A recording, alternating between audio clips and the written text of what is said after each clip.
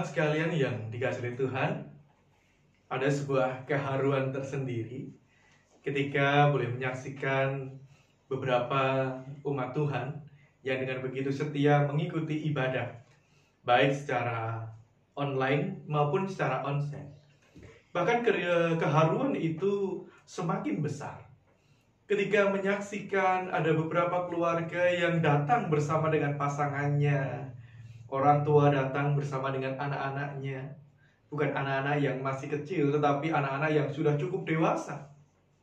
Anak-anak yang sudah beranjak dewasa, ketika mereka boleh berada di jenjang perkuliahan, bahkan di jenjang usia kerja. Menikmati keharuan itu, saya kemudian teringat dengan sebuah lagu Keluarga Allah. Mari kita hening sejenak, untuk kemudian nanti kita akan bersama-sama menaikkan pujian. Kami datang di hadirat-Mu, menikmati kasih-Mu. Mari kita hening di hadapan Tuhan.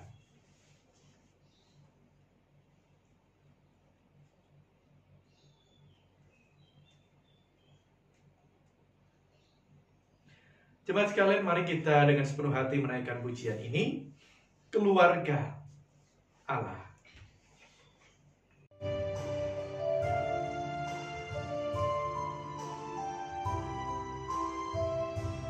Ini keluarga Tuhan, terkasih dan dilindungi semua. Biarlah kami bahagia menjadi keluarga Allah.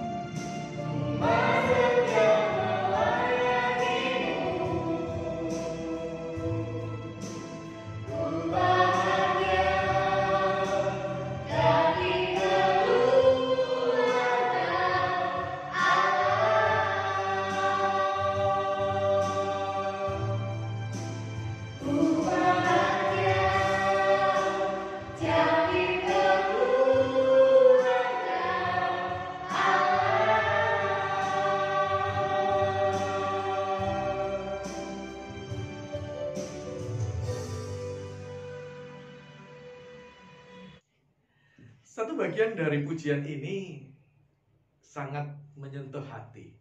Ketika dikatakan, ini keluargaku Tuhan, berkati dan lindungi semua, jagaiku dan seisi rumahku. Bapak Ibu dan saudara sekalian yang terkasih dalam Tuhan, saya percaya bahwa ini adalah kerinduan kita. Bahwa bukan hanya kita secara pribadi, tetapi semuanya. Anak-anak, orang tua, bahkan setiap pribadi yang Tuhan izinkan tinggal bersama dengan kita, berada dalam berkat Tuhan. Dijaga dan dilindungi Tuhan. Tetapi percayalah bahwa kehidupan kita tidak hanya untuk terus berorientasi kepada berkat Tuhan, tetapi sesungguhnya lebih daripada itu. Apa yang Tuhan kehendaki? Kita akan merenungkan melalui sabdanya. Mari kita berdoa. Kami siap untuk membaca dan merenungkan firman-Mu ya Tuhan. Oleh karena itu buka hati kami, buka akal budi kami, supaya kami dapat menangkap setiap pesan Tuhan yang baik untuk tumbuh kembang keluarga kami. Di dalam nama Tuhan kami Yesus Kristus kami berdoa. Amin.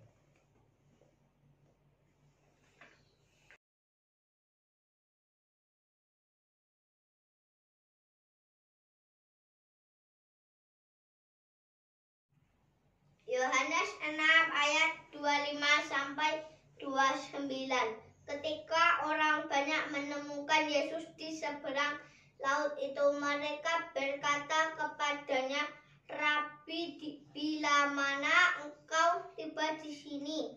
Yesus menjawab mereka, "Aku berkata kepadamu, sesungguhnya kamu mencari Aku bukan karena kamu telah melihat tanda-tanda, melainkan karena kamu telah makan roti itu dan kamu kenyang. Bekerjalah bukan untuk makanan yang dapat binasa, melainkan untuk makanan yang bertahan sampai kepada hidup yang kekal, yang akan diberikan Anak Manusia kepadamu, sebab Dialah yang disahkan oleh Bapa Allah dengan meterainya." Lalu kata mereka kepada, "Apakah yang kami harus perbuat supaya kami mengerjakan pekerjaan yang dikehendaki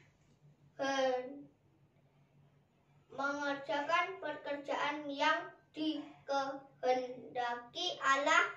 Jawab Yesus kepada mereka, "Inilah pekerjaan yang dihendaki Allah, yaitu hendaki kamu percaya kepada Dia yang telah diutus Allah."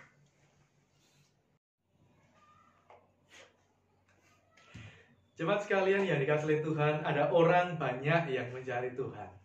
Dikatakan mereka berbondong-bondong untuk senantiasa bisa berjumpa dengan Tuhan.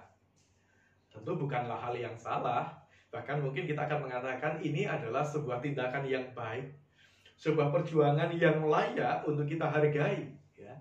Karena ada orang yang tidak hanya terpaku dengan kepentingannya sendiri, artinya tidak terpaku kepada aktivitas pribadinya, tetapi berusaha untuk berjumpa dengan Tuhan. Tetapi justru kepada mereka inilah kemudian Tuhan Yesus mengungkapkan sebuah pertanyaan yang kritis gitu ya. Engkau mencari Aku bukan karena engkau sudah menemukan tanda-tanda, tetapi engkau mencari Aku karena engkau makan roti dan sudah menjadi kenyang dengan roti itu.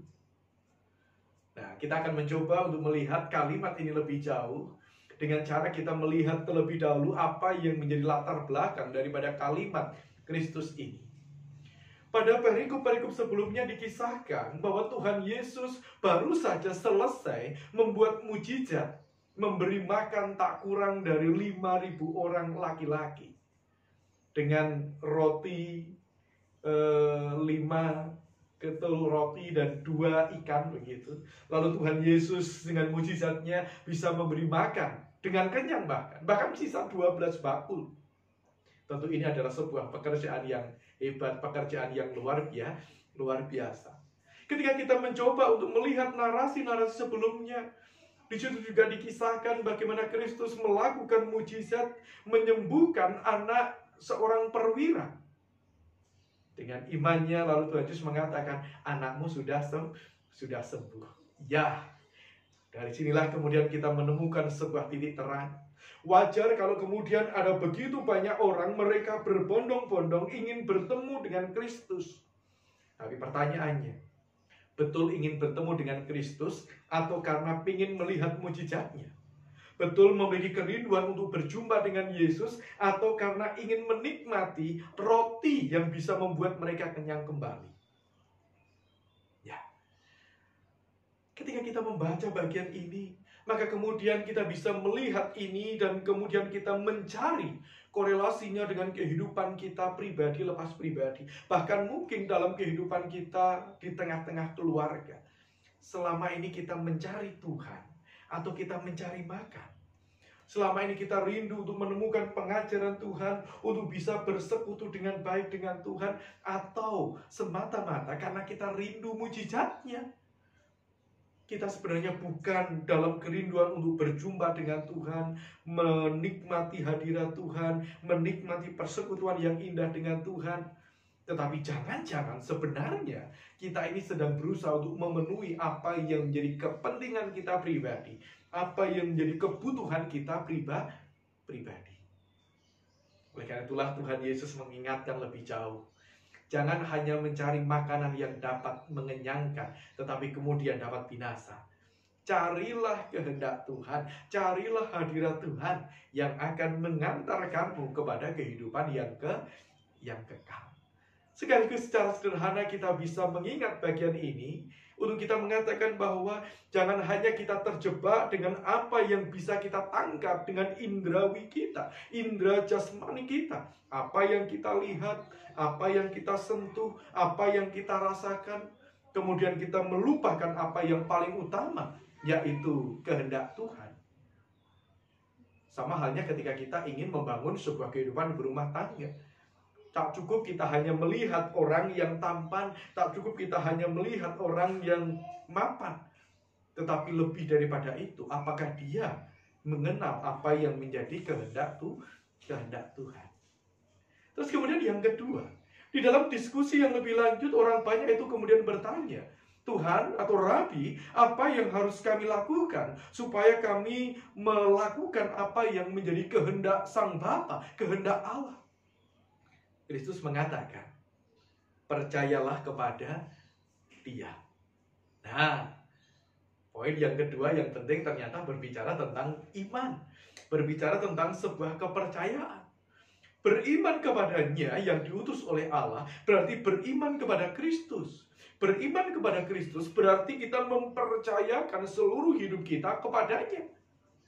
Dan beriman kepada Kristus berarti melakukan apa yang menjadi kehendak Kristus. Itulah iman, itulah percaya.